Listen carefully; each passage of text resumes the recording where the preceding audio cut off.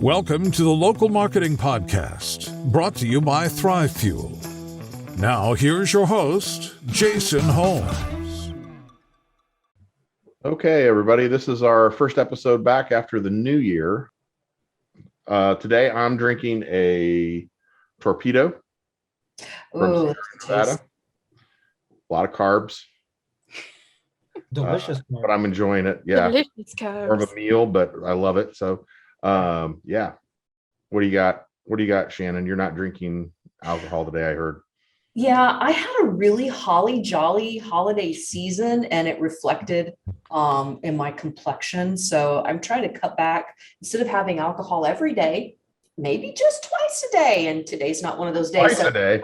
I mean, twice Yeah, I a was week. like, that's gonna help. So I ran over, we have a place here in town called Part of Vita Wellness, and they do a lot of fantastic, chemical free types of, foods, and they do cold pressed, juices. And this one is called Organ Pumper, and it has turmeric, ginger, lemon, all that kind of stuff. It's super tasty. And, I put a little club soda in it, give it a little sparkle. So it kind of feels like a cocktail. It's really good though. I've had that one. It is really good. I'm guessing it's good for your organs. So, and for her complexion. and yeah. My complexion. How about you, Amanda? I'm drinking a blueberry blonde ale from High Sign, which is here. It's a local Texas Austin brewery. Just like Drinking it in a mug. I am drinking it in a mug because I like drinking out of a mug, and it's It's a moving thing. to go to mug. Yeah, it's her thing. You need to get you some proper glassware though, so that we can see the color of the ale. And you get the proper bouquet when you drink it. Can you see the color of the ale now? No. It looks like a darker blonde. Does that help? It's That just looks like it's a little bit darker than your average blonde because it's blueberry. Say a dirty blonde? Yes. Filthy. Okay. Yeah. Yeah, exactly. All right. Adam. All right, so I've got kung fu training after this. So again, I'm going non-alcohol as well. I am drinking Taylor's of Harrogate Earl Grey tea. We find these at TJ Maxx, the Taylor's brand. I've got a cabinet absolutely overflowing with teas. And so that's what's happening today. Mhm. Nice, Very Picard of you. simple Earl Grey. Very Picard of you. Yes. Yes. Got to. Awesome. All right. Well, let's get right into it. And last week I had the opportunity to talk to Mike Blender. Mike is a really interesting guy. He's been around the whole media landscape and sold and serviced a lot of digital advertising and campaigns, different strategies for media companies all over the country. He used to have a consulting business, or mainly, I think he still has that business, but it was his main business for probably 15 years or so. And that's how I got to know him, is through his media and local advertising consulting business, where he would basically fly into different markets, help local newspapers and TV stations and radio groups, help them with their local advertisers, help their advertisers get more out of what they're doing, help those guys kind of get into the digital space. And then he'd fly out. So he got to be the consultant, give them the plan, give them the ideas, and then leave, which is the best gig to have. So I got to talk to him about that. And what's interesting is, I think it was 2 years ago or a little more than that, he purchased Editor and Publisher magazine, which is the gold standard when it comes to journalism, and in particular, print journalism in the United States. And really, they have a worldwide footprint too. So it was to everybody in that space, it was a weird purchase. It was weird that Mike Blender, the revenue guy, the guy who was all about ad sales, came in and bought Editor and Publisher. And we talk a little bit about that. So have a listen to the interview and we'll talk about it here in a minute. Okay, Mike. Well, thank you very much for doing the local marketing podcast. I really appreciate it. You and I have known each other for a couple of decades now, it seems. So tell me, you were always known as in the newspaper and media space as the ad guy, the guy who came in and helped an ad director make budget, helped a media company sell advertising plans. But I know you've been in media long before you started that company. Can you tell me a little bit about how you got started? Oh, in media. That's Yeah. that's a good story, I think, or a boring one. I was pre-med. My whole family, Blinders, were doctors. My grandpa Joe escaped from Russia and became a doctor in World War I. He was over in France, driving ambulances, and his two sons became doctors. My brother, a radiologist, his child is now an emergency room physician. My cousin was an oral surgeon. And I was pre-med because I just thought, and I hated the idea of being a doctor when I visited my brother in medical school. Meanwhile, my best friend in high school's father was a DJ in Philadelphia. And I used to visit him in the studio, fell in love with radio. My high school had a radio station, so I wanted to be a desk jockey. So my senior year at George Washington University, with decent grades in pre-med, I became a marine biology student because my advisor was a marine biology guy and it was hip and it was cool. But I was working overnights on a Washington, D.C. radio station, AM. It was called the Weem Team. And then I left college and immediately looked for jobs as a DJ. So this is how I entered media. I started in let me see, WCOD Hyannis, Afternoon Drive, used the name Mike Lawrence. That's my middle name. Blinder's always pronounced Blinder. Right. Then I went to Ithaca, New York, huge market, morning man there, then became program director, which means I was in charge of everything but sales. I hated salespeople at that time. All they wanted to do was destroy my radio station with commercials. Went out to Grand Junction, Colorado, worked for Don Ray Media, then wound up in Portland, Maine as a morning man and DJ at a radio group, became operations manager, meaning running everything but sales. And I got offered the job of a lifetime to be the program director at WASH in Washington, D.C. And my boss didn't want me to leave, so he said these words to me. His name was Ron Frizzell, my mentor. I wrote my book about him. Said, I want to give you a chance to be general manager of a radio station, but you got to learn the sales side. I said, I don't want to be a salesman. That sucks. He goes, if you don't know the street, you will fail. If you don't know the street, you will fail. So you're going to have to commit to me at least a year or two on the street. I don't even care if you're good at it. Just know it, understand it. Take a few accounting courses, and I'll look at buying you a radio station or giving you, because he was doing sweat equity deals. So I made the decision to stay, and before I knew it, I was general manager. I was good in the sales place. I got good at it. I think it's because but every salesperson I've met is different. Mm-hmm. I know we're discussing, my audience now is local business owners. Am I correct, sir? Is this who I'm talking to now? It's local marketers, anyone responsible for marketing. But the trick to a good media account executive, salesperson, call it whatever you want, advocate, is a thirst for knowledge of business. I mean, I was always late for my next appointment because I wanted to know more about a business. To this day, my wife hates me because we're in a restaurant, the owner comes around, I'm asking him a lot of questions. What are the good days or bad days? How are your margins? What are you doing for marketing? When my kid had a birthday party, and this truck showed up here with the laser tag and all the games inside, and we had 40 kids. I disappeared for 2 hours because I was talking to the truck guy. Do you make any money, on the weekdays? How does this?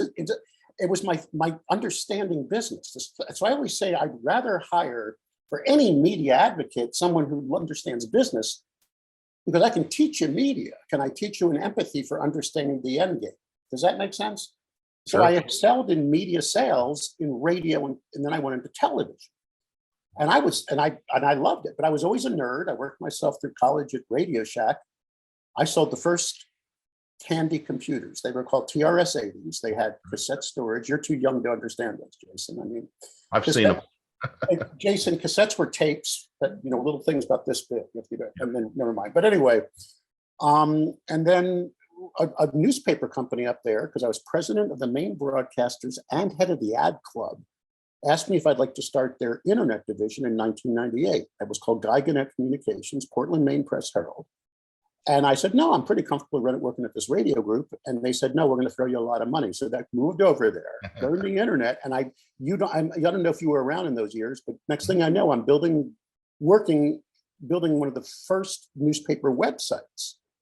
and we were winning awards. I was working all the ad side. I, how to sell ads. We built websites. We actually had one of the first directories. We launched verticals, and we had to do it all with basic HTML. And before I knew it, I was nominated as a Newspaper Association pioneer, and I went off and started my own company. So that's how I got into. So my background's radio and TV. Yeah. I entered the newspaper industry obliquely through the digital side. I never once worked at a newspaper until I came on the digital side. But I hope I didn't bore you.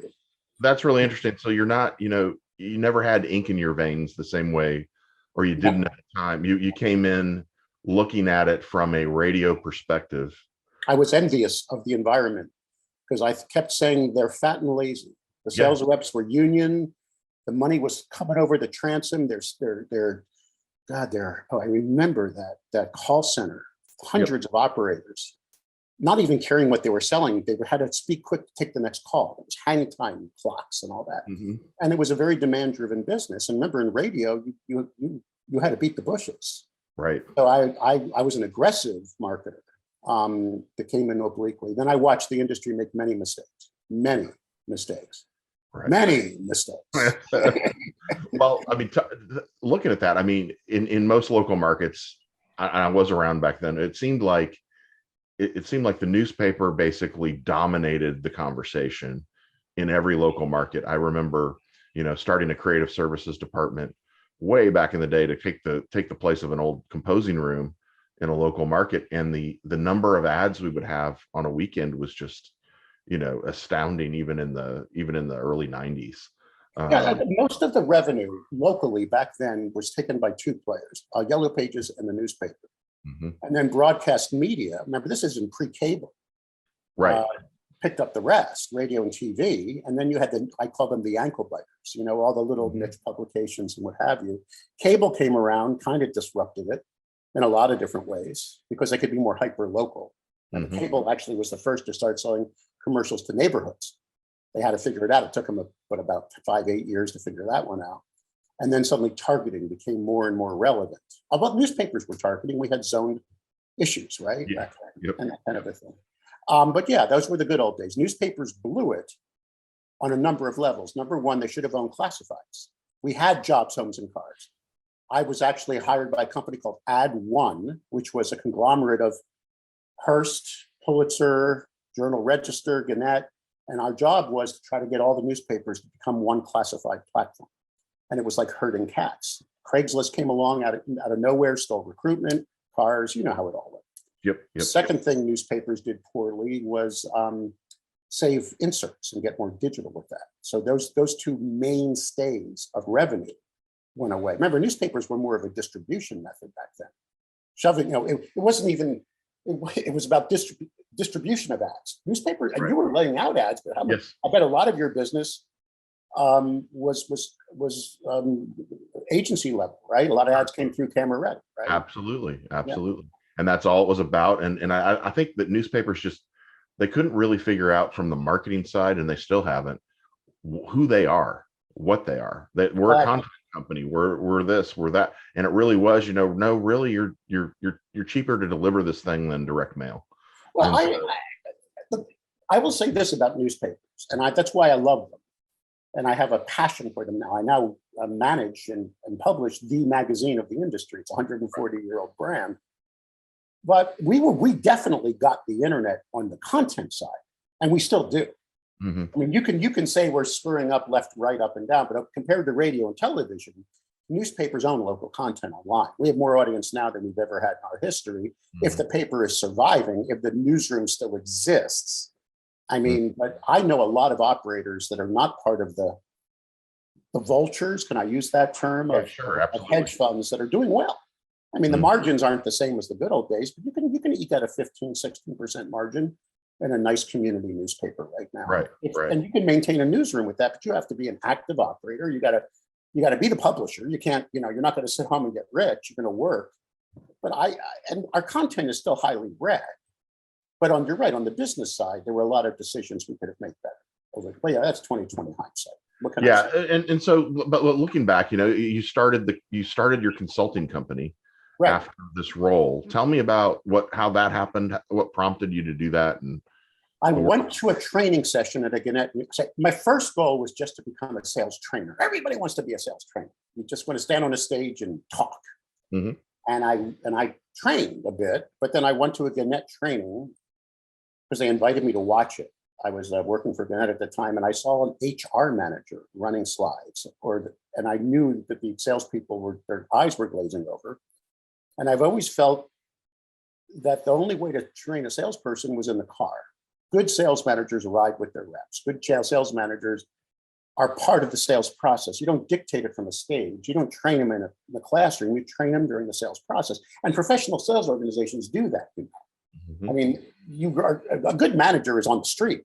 It's not in an office. They're out there interacting, teaching, coaching, advising. So I built my company with the model that we were the first to ride with sales reps. We called it the four-legged sales call. Right. But then, because we were digital, when no one was, our mission was to train the rep to understand that the internet was just another channel. We weren't training them on product. Our goal was not to teach them the back-end design or how to build the ads. Our goal was to teach them that you don't have to be a nerd to interact with an advertiser. I used to say, I don't know how the press works, but you can sell a print ad. Why are you just getting all caught up in the geeky stuff? All the advertiser wants is reach and frequency. The advertiser wants results. The advertiser wants to move a product and service. You ever sat through one of my training? I used to scream in the 1600s to sell a cow. You nailed a note to a tree. Nothing's changed, just notes and trees. Yeah. Focus on the cow, damn it. And so we trained up tons and tons and tons of salespeople to take the products to market that were given to us. The only product I think I invented was Top Jobs. That was out of the New York Times company. I was working for their regional papers, and we came up with the idea of exploiting an ad from classifieds and pulling it out of the vertical and shoving it on the homepage. And it became the #1 clicked spot. But think of the year now, Jason, 2003, all internet was at work. Think about it, because that's where high speed was at the time. Everybody was committing white collar crime at their desk. That's how Cyber Monday built. Correct. I mean, Cyber Monday, I got to get back to work and shop. Right. That's how it all started. Right. And we were going after the passive job seeker. I still do that today. My job's vertical that I do with Pointer Institute. I don't know if your audience knows who they are, but you can Google them. We are not only a good launch pad where the ads you place go into Indeed and LinkedIn and all that stuff. That same ad appears in my newsletter to 55,000. My same ad appears on the right rail of my website. I'm showing you the passive job seeker. I'm getting the guy who hates his job to apply to your job. Does that make sense? Yeah, absolutely. That's the only thing I invented. I took to market some real bad stuff over the years. Well, you were one of the first I remember that would really productize anything, whether it was Facebook management or banner ads or a combination of all of those. Oh, yeah. The first thing we took to market was with Morris newspapers. It was called, we called it power ads, where we knew that most of our advertisers didn't have a website or didn't care about their website. So we took their print ad, in some way digitized it, then offered it on the home page or within the pages of the site and linked to an online version of it. Does that make sense? Reach and frequency, just expanding the reach. Over time, I was asked more to sell digital services. That's where I met you, right? I mean, correct. That means, okay, for the audience who doesn't understand that, digital services means, like you just said at the beginning, nothing to do with the content. I'm not exploiting the content of the news. I'm not placing your ad around my content. I'm building your website. I'm managing your social media. I'm handling your search engine optimization, that kind of stuff. I've never been a fan of that between you and I, because I believe in staying in your lane. What is your core competency? Our core competency is building content. I'm saying our, meaning you're a digital agent. Right. Yeah, sure. I worked within an industry. If I were to, what did I do with E&P? I raised the content level. I built the audience up based on the content.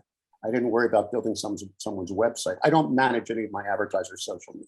Right. Sure. Yeah. I want to stay in my lane. There's too many Jasons out there doing that. So are you no longer doing the sales blitzes, the things like that? Is that kind of sunsetted, or are you full-time into editor and publisher, or are you still doing that consulting on the side? Well, I had my perfect storm. I took over E&P with amazingly good timing 3 months before a pandemic. And the sales model of the entire Blinder Group model was I came in first and hosted workshops. Right. You brought the mountains to Mohammed, which means it was an onboarding process. Train up the advertisers to understand new concepts of marketing and then see if they have any interest in a follow-up meeting. It wasn't a hard sell. This wasn't a timeshare meeting. If you have any interest, we'd be honored to sit down with you. And then we would sit down and discuss it on a one-to-one basis. I parachute in someone for a week who flew into market. Here comes COVID, all that ended. Am I thinking now that I think we're finally on the backside. I mean, conventions are starting Hopefully. again. Yeah. Although I'm finding, to be honest with you, that Zoom or platforms like this are a good way to connect with advertisers now, with local marketers. So to answer your question, I'm thinking of getting, but now that I have the power of ENP, I'm thinking of launching content revenue sections where you can also download instant content to show the advertiser, watch a training video. Do you see what I'm saying? Do it all in one place because I have such a large audience now. Well, that was really, I think, to the people that I still knew in the newspaper and media industry, when you purchased editor and publisher, it was pretty shocking to some people. I mean, it was because you were known as the revenue guy, not the content guy, and everybody thought of editor and publisher as the gold standard in journalism, right next to Pointer.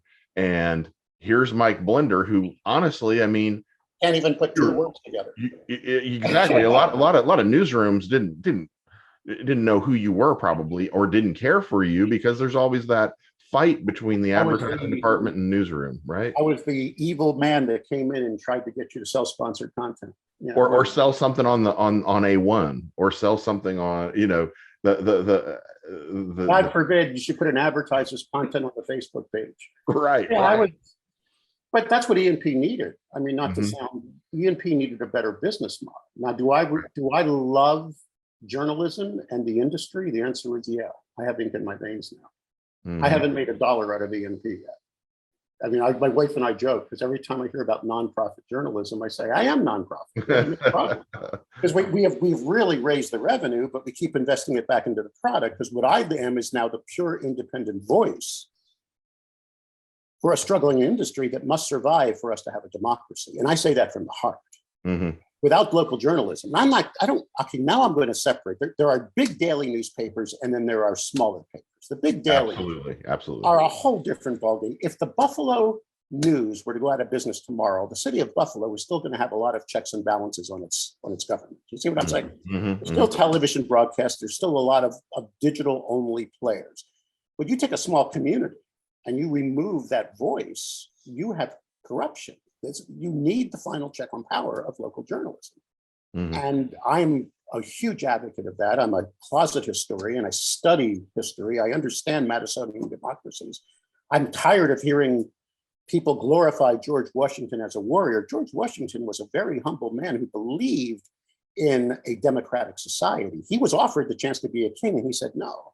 Right. No, and he was offered a third term. He said no. That's where this must be a democratic society. And we okay, now I'm going off on a diatribe, but we don't salute. We're the only country in the world that actually pledges allegiance to a document, the Constitution. So it's not people, it's not land, it's document. It is, and that's where journalism comes in. Our founding fathers were imperfect, but they desperately put in a free and unfettered press. And we're going through a lot of challenges now, as you know. We're in a perfect storm. The hedge funds, you used to work for one of those companies, did you not? That now being stripped of local journalism, the vultures, they call them. We have Facebook and Google taking 70% of all local ad revenues off the table.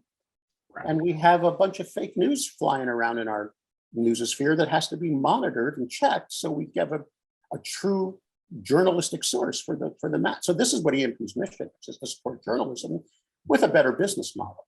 ENP is thriving now, but damn it, I don't think people now think that we're suck. I think they know that we're a good voice. Yeah, you were. I mean, editor and publisher just kind of was. It was reliable. It was there. It would show up. if you're in that industry, the magazine would show up, you'd get a little bit here and there on the website over the years. I'm talking about before you purchased it. And now, the newsletter, there's something interesting in there, even for local marketers, I think, from a content standpoint, to know where that local media industry is headed. You're bringing up a good point. When I did the due diligence on EMP, it was laying kind of language. I love the guy that took it over, because as much as some said Duncan McIntosh let it kind of languish, he saved it from ruin. Remember, it was Nielsen that was going to shut it down. He flew to New York and took it over and embedded it in his operation in California, hired 2 women to run the editorial side and just let all the other functions go into his little empire of an alternative weekly and a bunch of voting magazines. That's pretty much what it was. But he kind of called it, and I hope he doesn't mind me saying that, this 2 years ago during the due diligence, I flew to California, he kept calling it his ugly stepchild. Doesn't have room in my environment. And it needs to flourish. So, and the deal was brought to me. I didn't seek it out. People came to me and said, please take this over. Now, I thought about it and said, wait a second, this could be fun. But I wrote down this word, news publishing. That's and I put down 3 things. My audience will be someone who has to craft journalistic content, find an audience for it, and monetize it. That's the person I want to talk to. Starving journalists, no offense, that's the good old days. You got Neiman, you got Pointer, you got a million groups right now. Nerds and geeks like you, Jason, you got a million places to go. I'm talking to the executive who must monetize and maintain that environment, pay that journalist. And I just tagged all my pages with a great third-party company called Bombora. Spent 4 months analyzing my digital audience, which is huge. I mean, I'm proud of that because I tripled it. But I'll tell you this, 67% said they were C-suite managerial ownership level. That's what I want to own right now. That's my lane. Yeah. And that's where I want to stay hard. I don't have to teach you how to write an article. I need to teach you how to make sure you survive in the world with that journalism. Does that make sense? Sure. Yep. And monetize it can be a million things now. There's so many legs to that stool. Okay, you want to crowdsource it? Fine. You want to go for reader revenue? Fine. You want to be nonprofit? Whatever that means in today's world, fine. But am I making sense? That's my lane. So if you're finding it interesting, you're now reading content at a level that you're really thinking of it more holistically. Are we good journalists? Yeah.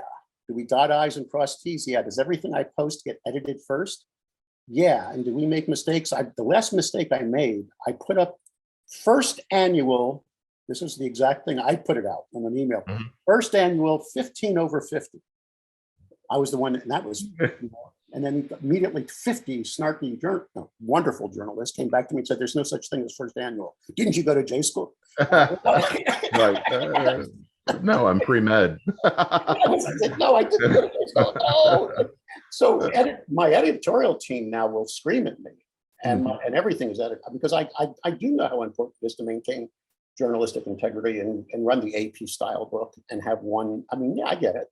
And we made one mistake recently on an article, and we immediately did the corrections properly. I mean, no one's perfect, but I think we're putting out good content.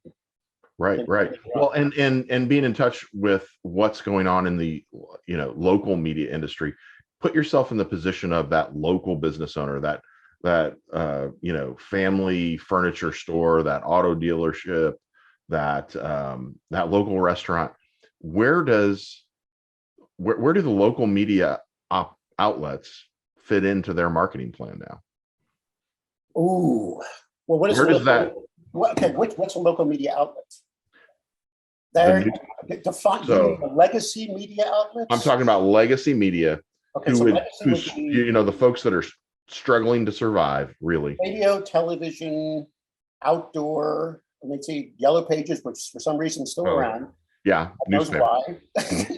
Yeah. And newspapers of all stripes and shapes. Now, define a newspaper in today's world. According to the Association of Audited Media, AAM, a newspaper means you collectively publish your content once a day. That's a daily, or you do it once a week, or you do it a few days a week. That means you don't have to have a press. My hometown is Tampa, Florida. That's where I'm sitting right now. We have the Pointer Institute running my Pulitzer Prize winning newspaper, which only publishes 2 print editions a week. but it's a daily according to AAM because they're flip book Right. replica version. You know the story in Arkansas where the Husband family shut down all their presses and gave an iPad to every one of their subscribers. Right. There was a 30, 40,000 they bought. So let's get to, so what is local media? If you're discussing legacy media, I would not want to buy a radio or TV station today. I would get away very quickly because I cut the cable cord forever ago. I'm totally, completely streaming, very comfortable there right now. Do I Right. watch the local news station? Yeah. Do I watch the commercials? No. I mean, I'm slipping through them like anybody. Do I listen when I walk the dog to MSNBC in the morning? Yes. You see what I'm saying? But it's all streaming. So Right. I'm getting OTT. I'm assuming you sell that to your, Yep. you are on top of OTT over the top. That's the death of local broadcast. Would radio? Are you freaking kidding? And I'm a DJ. I love radio. You're syncing your phone to your car the moment you sit down in it, right? Everything's coming through the streaming world. Podcast auto listen's huge. I mean, come on. So I'm at a point now where I'm saying, if I'm a local advertiser,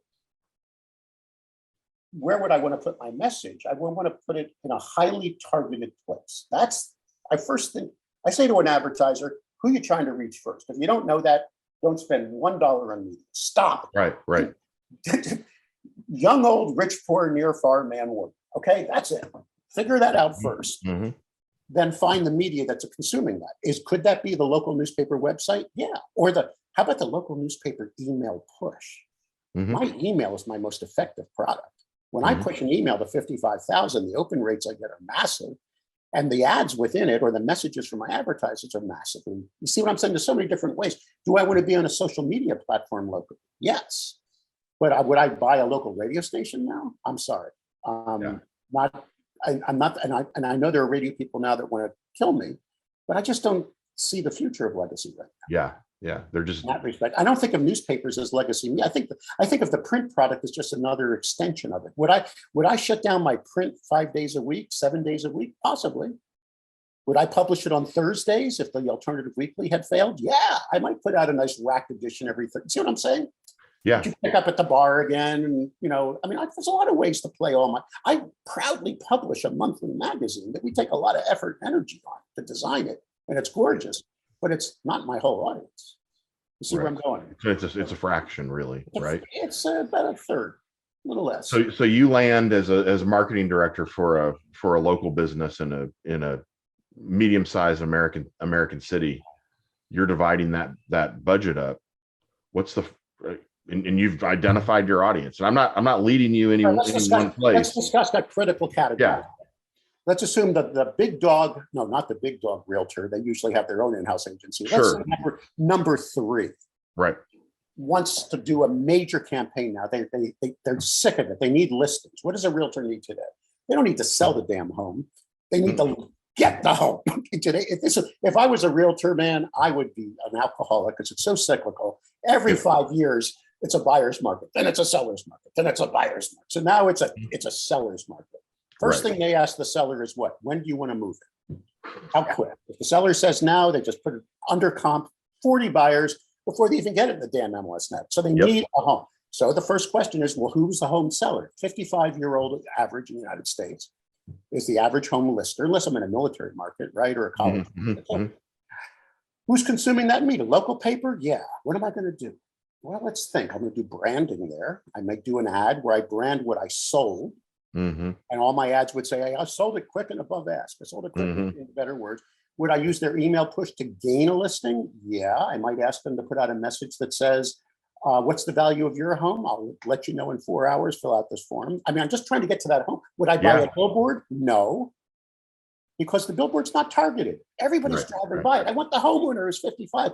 Would I buy that shopping cart seat at $3,000 a month that has my face that a baby's sitting on? No. Would I buy a targeted electronic ad in the right rural neighborhood community if it's available? Yes. You see where I'm going? Would I direct mail? Yeah. I would most probably do targeted direct mail because in today's world, there's less of it, so it sticks out more. It's expensive. Right. But I'd find a creative way to target it. And would I hire Jason to give me maybe targeted display, maybe targeted social. Yes, I'd be in your office in a minute saying, how can I hit this neighborhood?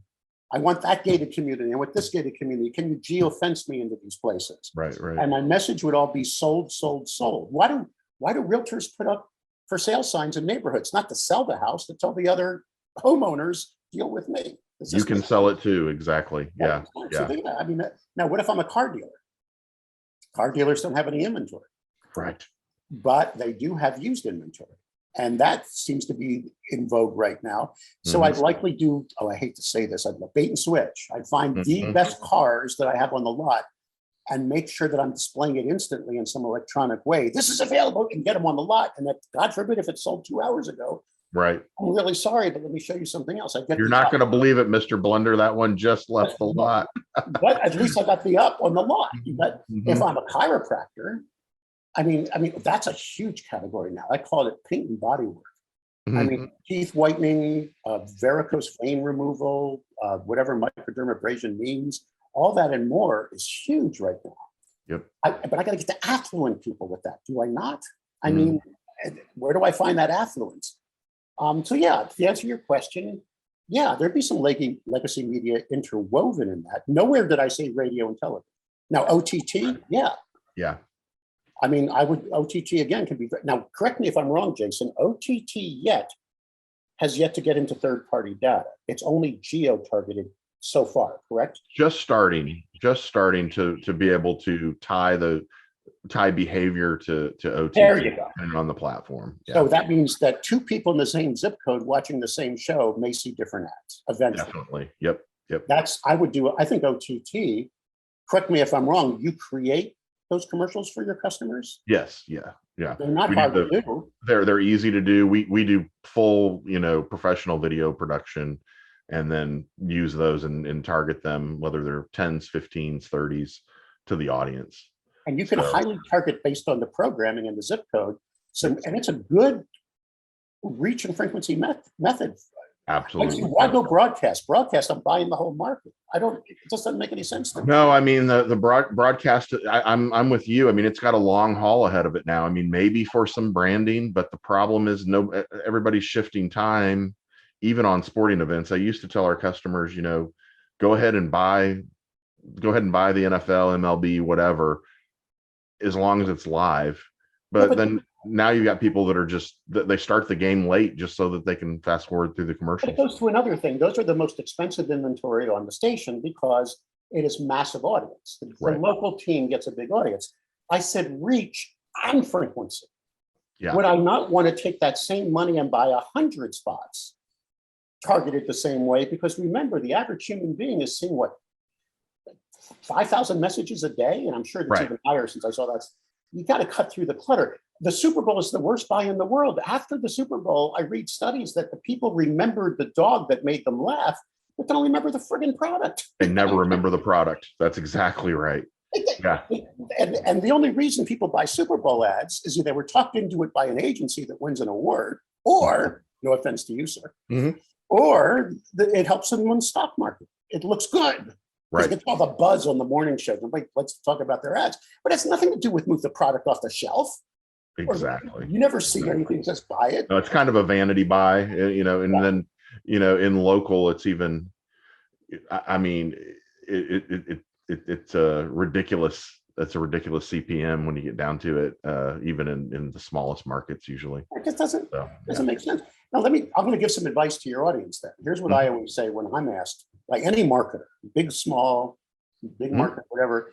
I always say, reach and frequency first, okay?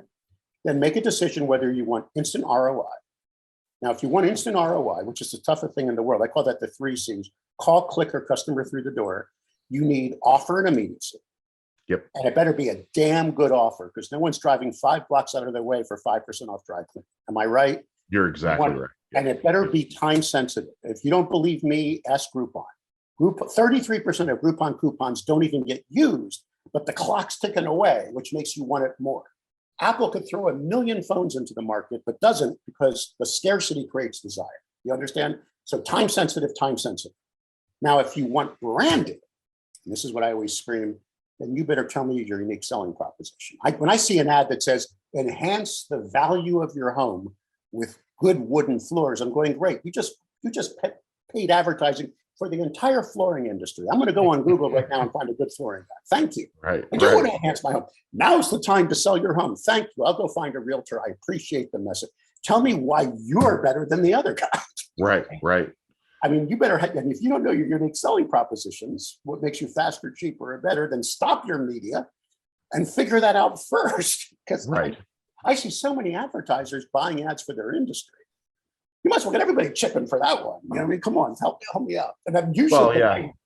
Yeah, it's like the pest control guy who does, you know, I know who does a lot of broadcast, a lot of radio, and then the first thing somebody does is go to Google, and whoever's done a good job at optimizing their site or bought those keywords, that's who wins, bottom of the funnel. So I always say Google's your enemy. You don't want Google. I mean, a lawyer puts a billboard on the road not to have you have an accident. A lawyer puts the billboard on the road so you don't go to Google when you have the accident. Exactly. That's all it is to it. Because you dial 888-888, I'm hurt. That's how you find me. I mean, that's the game. Well, anyway, no, you and I are on the same page with that. So yeah, I mean, I think your business is growing. I mean, the local multi-platform experts are becoming in vogue right now.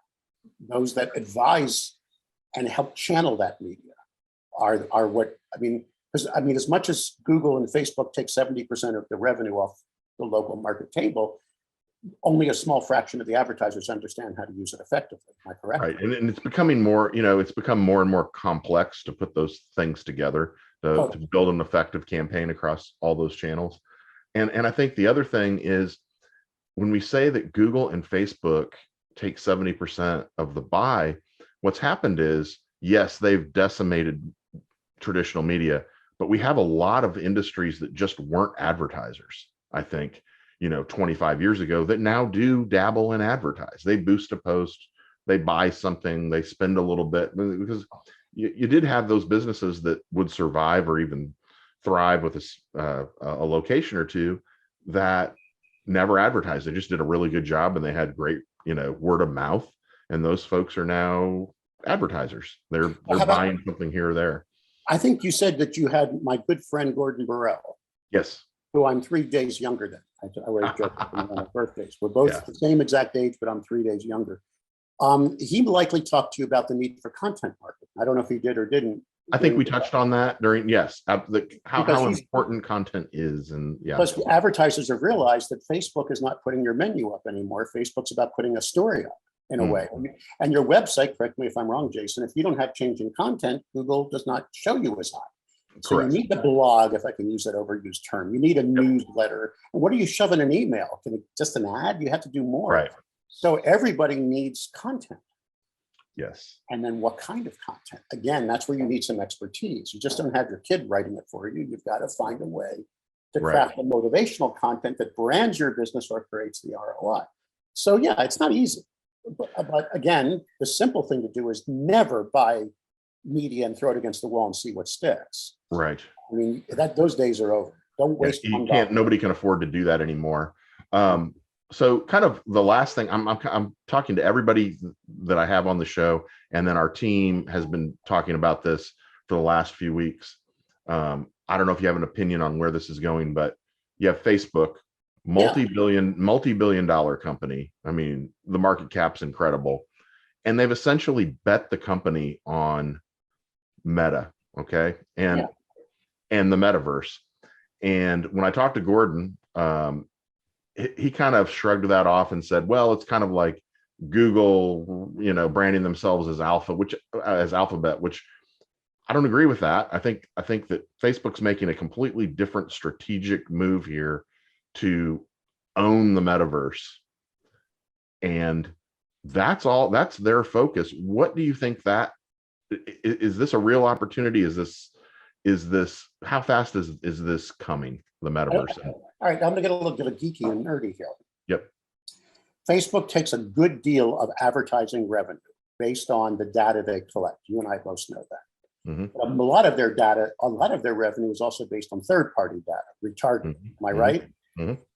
Google owns that. right? Google Mhm. is the retargeting receptacle. They call that the chromosphere, if I could come up with a Yep. name. The Google and Apple. Yeah, and Apple's siloed. Apple has a lot of it too. Mhm. Now, there is pretty much, everybody's wondering why Google keeps teasing the world about shutting down cookies. In other words, they Yep. claimed it was going to happen in January, in about a month from now. Then Right. they said, well, January of 2023. Right. When they do that, Google will lose a lion's share of their revenue, but they will also destroy Facebook. So in other words, if I was sitting there looking at the chessboard, I would be saying, well, maybe Google's going to sacrifice their rook to kill the king on the other side. I mean, so that's the one thing I always worry about, this meta thing. I'm wondering if that's just them screaming, because they really don't own all the data. Google is, Right. if you want to pick on someone who has the meta universe, if that's what they're discussing. I'm really referring to like Facebook's purchase of Oculus in the VR world and creating these VR spaces. Oh, and that whole as fast as that is evolving. Well, you're talking to a guy that's turning 65 in a few months. Yeah.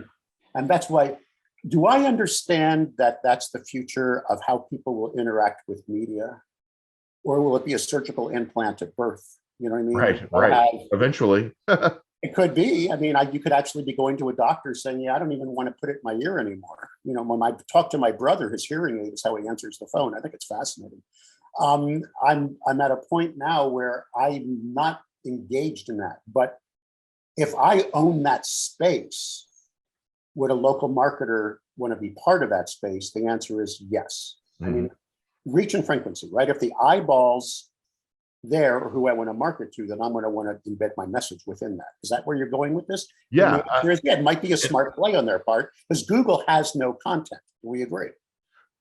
Absolutely. Well, and here's I do think Google from a product standpoint and Google and Apple will catch up with Facebook overnight when it comes to the Oculus, the VR headsets, all of that. I mean, I think that there is more trust, right or wrong, with the average consumer. They trust Apple and Google more than they trust Facebook, because Facebook, Facebook's getting a lot of bad press. Got a lot of bad press over the last couple of years. I waited 2 years to buy an Oculus just because Facebook owned the space. And so having dabbled in this in the VR world, and I'm not a gamer, so a lot of gamers, they've been playing in this space, these siloed metaverses, basically these, World of Warcraft and places like games like that for years. Having dabbled with the Oculus over the last month or so and really dove into it a bit, I think it's as big of an opportunity as the internet was. I mean, it really seems Okay, now, do I agree with that statement? Yeah, I am not Gordon Burrell. I can't think of the future. I will admit, I bought Twitter at 42. And I lost my shirt on that one.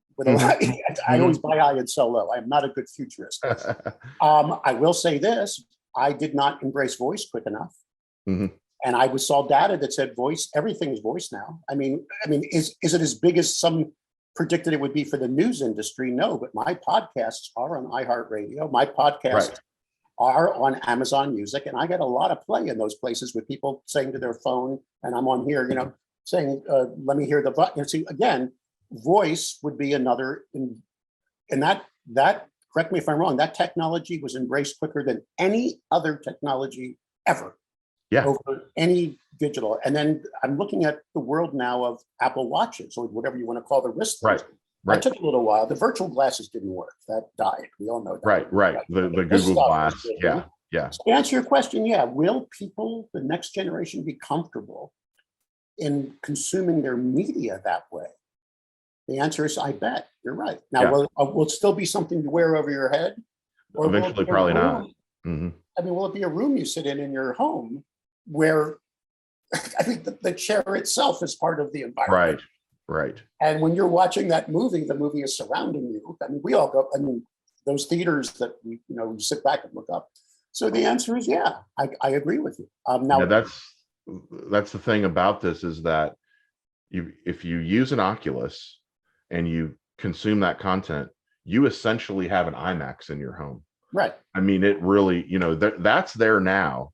My fear on this move is really that your local retailers, your local advertisers are going to miss this one.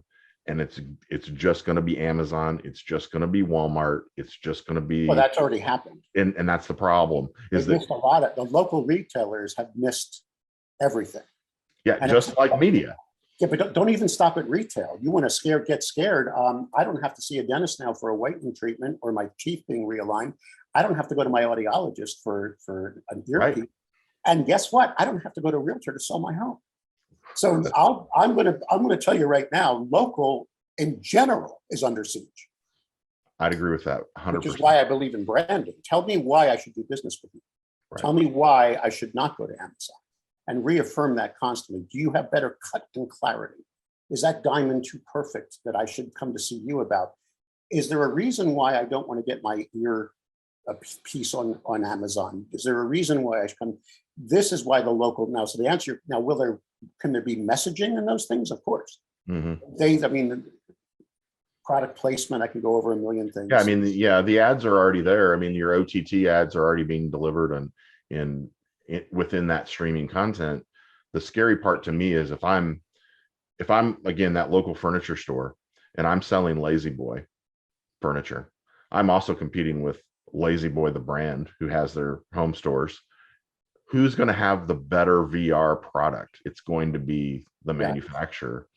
And Amazon's going to have the ability to show you that item in real 3D whatever that item is, a lot faster than your local retailer.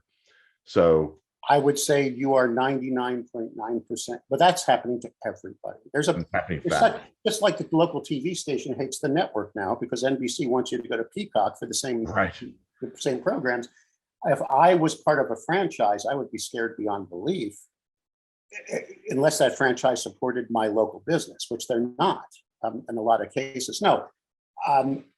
And did the pandemic destroy a lot of local commerce? The answer is yeah. I mean, it made people in their 60s comfortable buying shoes online. You can't buy shoes online. You have to try them on at the store. Wait a second. I can send them back. I mean, the whole world shifted. So malls are turning into Amazon spaces, right? Where they use it for, the whole, to answer your question, okay, I will give this advice then to the local marketer who's listening to this. The great Wayne Gretzky said, the secret to my game, he was a hockey player, you skate to where the puck is going. So if you ain't skating to where the puck is going, I don't care who you are and what you are doomed. You better be there where the consumer is. And if you're still buying a local radio and TV ad, thinking that's your best bet, wrong. And I wouldn't even rely on a print ad unless it's the proper channel. I mean, that's going to go to that affluent 55-year-old homeowner, but I wouldn't rely on that print ad to hit the guy that's on the VR device. Do you see where I'm going? Which brings you full circle as to how do you pay? Because I agree with you, even though I own a pure marketing company. When I did this for media companies, they would say, Jason, great job. We've got all this, we've got new revenue. None of it's tied to our content anymore because we maxed that out. It didn't help really support journalism other than it's another stream of revenue. And I said, you didn't hire me to save journalism. You hired me to create a new business. And that's what we did. But the journalism problem's still there. Kind of final thing. I know you had months ago, Ken Doctor on talking about his project over there. I thought that was really super interesting. I think they're in Dallas now, or I don't know if that's the. That's just his second man went off and started something. Good. Yeah. Okay. How do I feel about Ken Doctor's project? And where that's headed. I mean, he's got a really analytical, and I'd say he's passionate, but he's dispassionate about how he gets there, and really listening to the data. Do I believe that a strong digital startup can disrupt legacy media that is not serving its community? Yes. I mean, I could just go into Denver Post versus Colorado Sun right now. Colorado Sun was 10 disgruntled Denver Post workers who left Alden Capital and moved over and started their own digital unit. Then they bought the weeklies from Jerry Healy around the South. brilliant. Wow. I mean, brilliant. Yeah. So is Ken in the right place at the right time? That's the question. Why wherever Santa, what is it? Santa. Yeah. I don't even remember. It's Southern California. Southern Okay. California. No, it's out. Yeah. But why there? And is the local media, he called it a news desert. Yeah. Every publisher in the area said, wait a second, we're not a news. I mean, that's the only thing I want to see what I mean, does he have the right model? Yeah. Yeah. Do I like his content? Yeah. Is he doing better email than them? I think, yeah. Mm-hmm. And is he building a great database there? Yeah. So the answer is yes, you can disrupt in a digital only world. It's happening everywhere. Yeah. Tap Into, if you've ever heard of them in New Jersey, is doing an amazing job building Check that out. tens of millions of page views a month, taking on all the Gannett papers there. Like Gannett's leaving them the whole by stripping their newsrooms, if you follow. Right. By the way, Sure. a little known story, Tap Into, which is what, 80 now local sites that go between New York City and Philadelphia, New Jersey, all owned by local entrepreneurs. They're all franchises. They're all owned by the local publisher. They just had a class action suit against Gannett. Gannett was republishing their content. And Wow. they sued Gannett and got it off. So think about that, reverses the whole equation. So yeah, and I think Ken's smart and he understands, but I think Ken is smart because he understands to follow consumer trends. Right. What was the best advice I ever got was from the guy who invented Top 40 radio.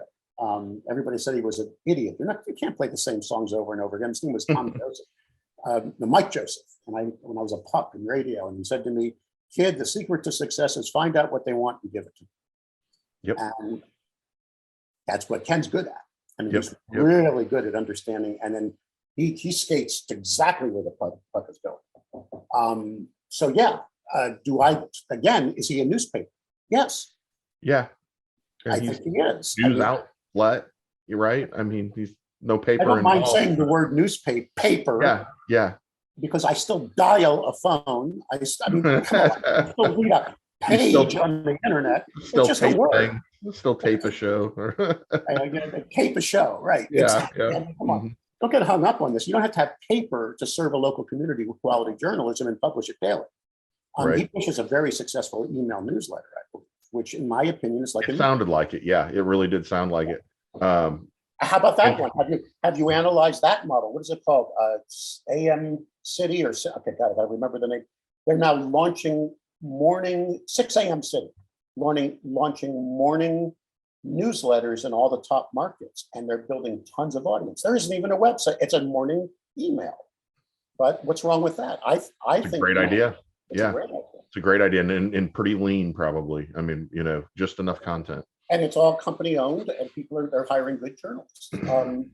So the question is, okay, this is the question I ask on my podcast. We're on a different tangent here, but every time we get into the discussion of legacy versus digital disruption, I say, when is the brand dead? I didn't think ENP was dead when I took it over. I read Warren Buffett used to be my hero until he sold off his newspapers. But Warren Buffett always said, and I'm paraphrasing poorly, I would pick up a cigar butt that was still smoldering and breathe life into it. Yeah. You see what I'm saying? Now, are those cigar butt? Is the Buffalo News dead? Is Denver Post dead?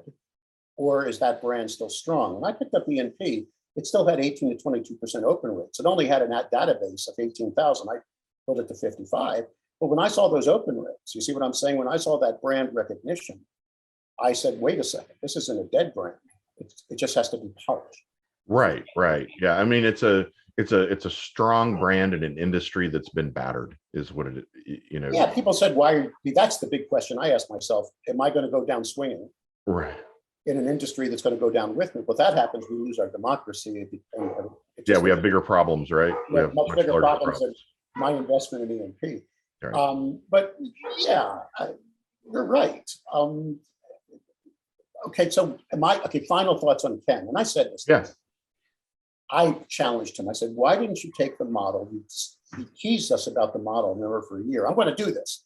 I'm doing the research. I'm launching. He called it the buffet, where you pull everything. I mean, the perfect newsroom model. I said, why didn't you take it into a legacy environment and fix it, as opposed to being the disruptor? And he said, the culture there sucked. That, I'm paraphrasing again. The culture was bad. It was better to start fresh. I I would like to see these brands survive. I'm not, so that's where my head's at. Yeah, and I wonder, I mean, you've got, eBay changed the way auctions happen, but you still have a Sotheby's. But does eBay own? I think eBay may own Sotheby's now.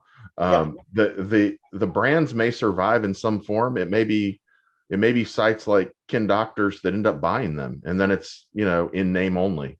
It is so difficult to do it inside of a local media company. I mean, you did it for years, but you'd fly in.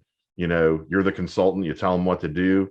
They'd sell the program, and then you get to fly home, and and then they have to deal with continuing to implement it. Just think about when you had to start an agency inside of a legacy media company. There's nothing agency about it really inside of a newspaper. Usually old crappy billing systems. The way that the culture is hard to culture. That's I had to completely gut E&P and started from scratch. And I mean, internally. Right. There was a culture there that was not good. I mean, the same person is not selling it. The same people are not building the content anymore. But it was okay content, but it was content that was very, okay. Did it make you think? I mean, the opposite of love is not hate, it's indifference. If someone hates me and I get people on Twitter getting snarky, I'm going, thank you. That's great. Yeah, that's engagement. Yeah. And I always say, challenge me, go for it. I mean, what's the old joke? If you're a publisher of a local newspaper and the guy at the McDonald's line in front of you hates you and the one behind you loves you, you're doing your job. If both of you don't know you, shut down. Yeah. So, I mean, the brand is what scares me. 100-year-old brands can survive. I mean, but I think Disney's doing an amazing job. Sure. I could go on and on. I mean, Kodak. Yeah. I mean, Kodak's in a whole different game right now. We could talk about what's the instant photography company? Polaroid. Polaroid, yeah. I mean, but then again, they're good brands. So I would like to see some of the local brands that are the archives of these small towns. Yeah, we are losing something with those. We're losing a lot in those towns. I mean, the history there. And the brand, it only takes a generation for the brand to disappear, to really not be thought of again. I think we're there. Go to editorandpublisher.com and read some of the great stories now of nonprofits, of people picking up the weeklies that Gannett is spinning off right now and turning them into 15% margins, as I said. You can do it, and local journalism will survive. But it's all about saving the brands before they die. Then it's the Ken Doctor world, which again could be the next generation. I got to run, but I want to thank you for the time, sir. Yeah, Mike, appreciate you being on the show. And Mike Blender with Editor and Publisher. Anyone who wants to reach editor, andpublisher.com. I'm Mike at editorandpublisher.com. Everybody have a great day. Thanks. Thanks so much. And we're back. So I don't know. Mike's always been, he's always had he's never been afraid of to tell you what he thinks. I'd just like to get some reaction from everybody on that interview and some of the things he said, what you found the most interesting. Anybody? I think what stood out to me was how he kind of lined out his passion for what he does. And that, he believes that journalism has to survive, right? That's why he does what he does now. And I kind of liken that to what we do with Thrive Fuel and kind of our passion for local business. I mean, I personally believe that, they're the backbone of local economies. I mean, we all live in fairly small towns, and if local businesses don't survive, our towns don't survive, right? And so I kind of felt a kindred spirit with him there.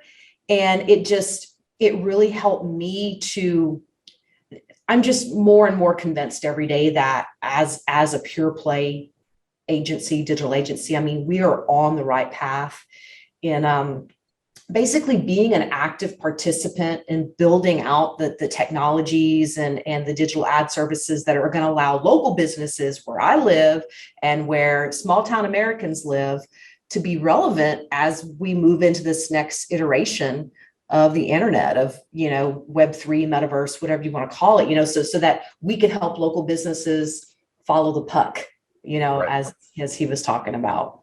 Right. So Right. that was my takeaway. Yeah. Yeah. Anything else, Yeah. Adam? For me, one of the big things, I mean, of course, his passion for what he does, his passion for journalism, and then the integrity of journalism, and Mhm. then, you know, was incredible to listen to.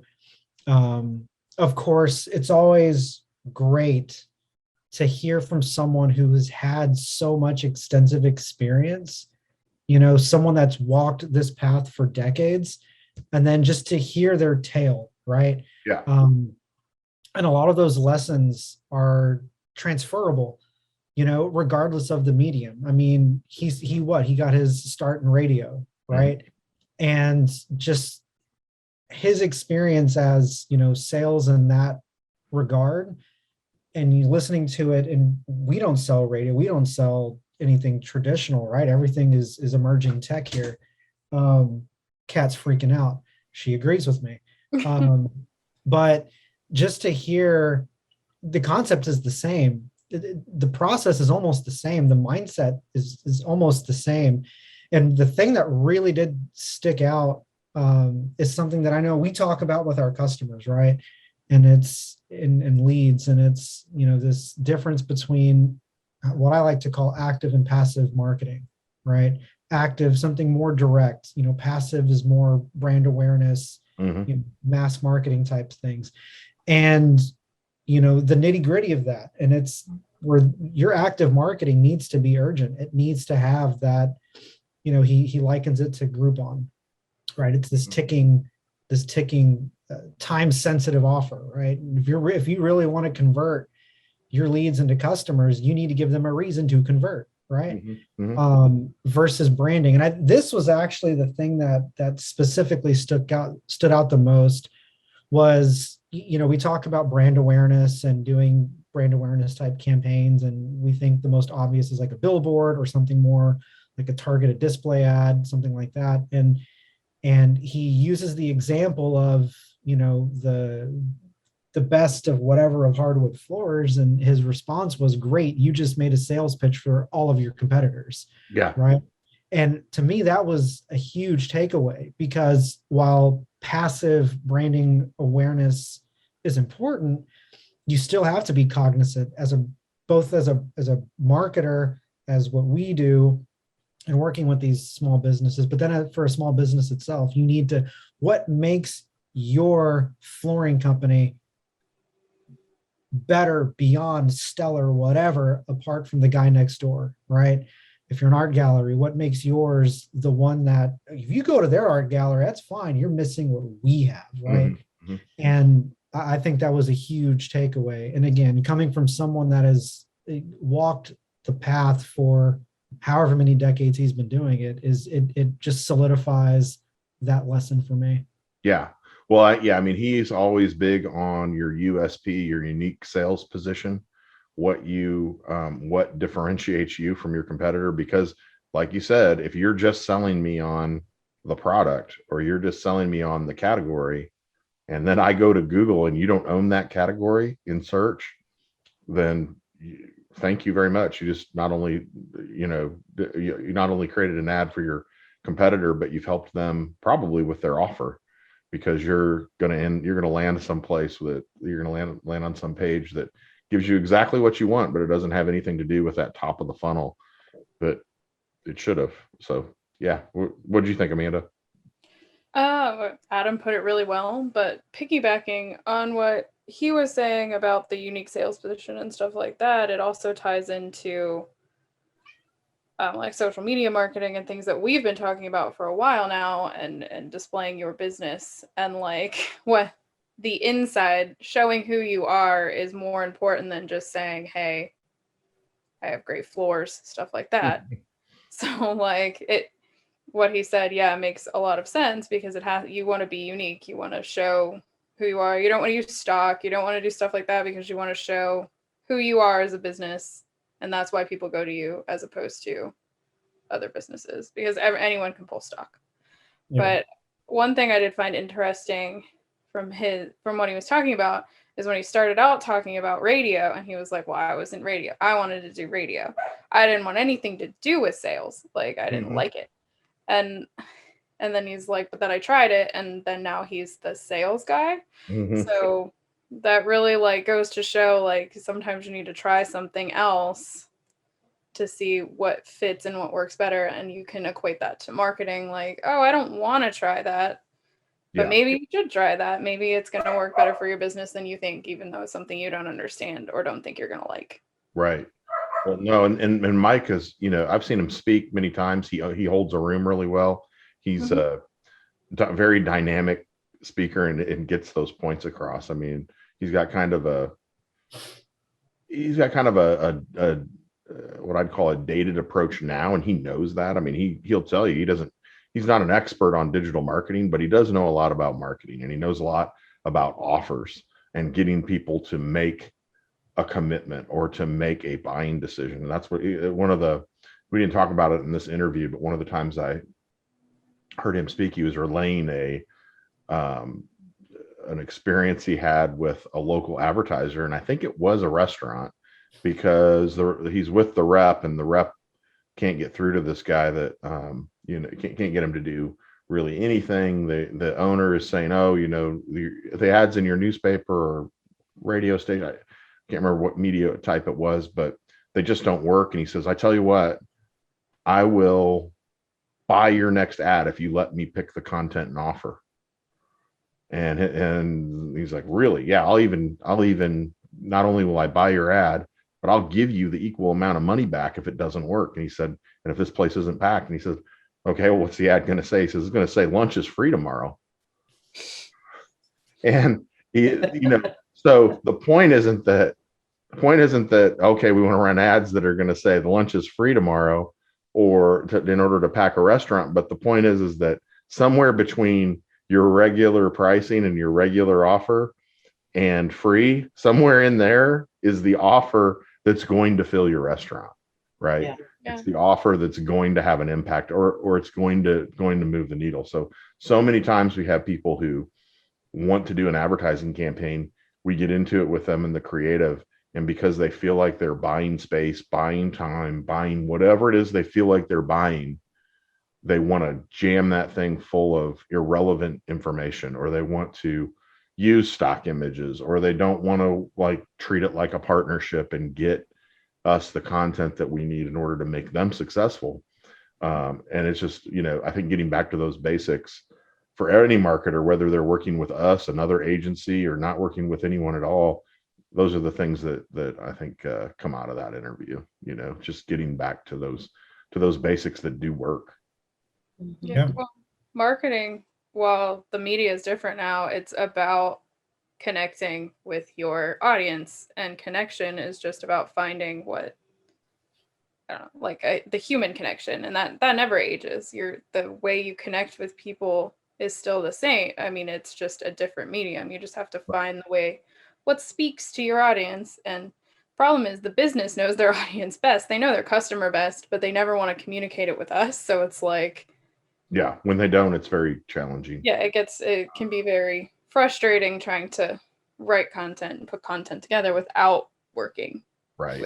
And that definitely does come back to our role as experts, right? Being those that go to the business owner. So if you've got something like a small town pet store, right? Trying to make it in a small town, competing against the Walmart, competing against your major grocery chains, competing against a PetSmart, competing against Chewy, I think is the big online, kind of like an Amazon for pets, right? And it's that unique sales position. It's why am I going to your store here locally? And I might spend an extra $2 or $3 for food, but why is that experience going to be better than online delivered, right? Local businesses have got to be assertive in controlling the narrative. Why should I shop with you? That's your job to tell me that. It's not my job to try to figure it out. Yep. Why should I shop with you instead of, one click on Amazon? Maybe communicate how buying from you helps the community that I live in. Maybe in the instances of locally owned stores, maybe offer unique small batch products that are likely you're not going to find on Amazon or Walmart. Unique offerings that are unique to you. It's not a brand category that I can get anywhere. No, that is the huge challenge. We live now in an Amazon culture, Netflix culture, an instant gratification culture. Even if it's, you get your stuff the next day or the day after that, it's hard for a local business to compete. I think, the saying is culture eats strategy for breakfast. And that is absolutely true. We can sit here and plan whatever we want to plan, but if the culture changes, if the culture shifts, then you're not only not top of mind, you're not even thought of. So if I can buy the product the way I want to buy it without having to talk to you, get the price that I'm happy with, then that's where I'm going to go. And unfortunately, instead of adapting, a lot of local businesses, they want to be angry at that culture now. It's basically, I'm pissed off because the world changed. And that is exactly what happened in media. It just happened like faster. So all the years I was working in newspapers and a little bit of TV, it was the stakeholders really, at the end of the day, were angry that the world changed. They were angry that you didn't have to pay that classified tax anymore. Craigslist came along, and I don't have, if I want to sell a bicycle, I can do that somewhere else. You're not the only game in town. And instead of reacting in, ways that maybe could have preserved their business, they just got angry about it and did things like, newspapers did things like increased the minimum number of lines in a classified ad from 3 to 4, or told you couldn't abbreviate. I mean, those are the ways that they fought back and try to artificially increase revenue while reducing customers. So we need to watch out for, those kind of self-serving moves and products as time moves on and things get more and more difficult and it's harder and harder to compete. But no, I thought it was a great interview. I love talking to Mike. Next week we're going to have an interview with Corey Elliott from Burrell. So that'll be a fun one to dissect. He was actually talked to him a little bit today, and I'm looking forward to what he's going to have to say in that one. He's really the data guy for them, and he's another one who's never afraid to say what he really thinks.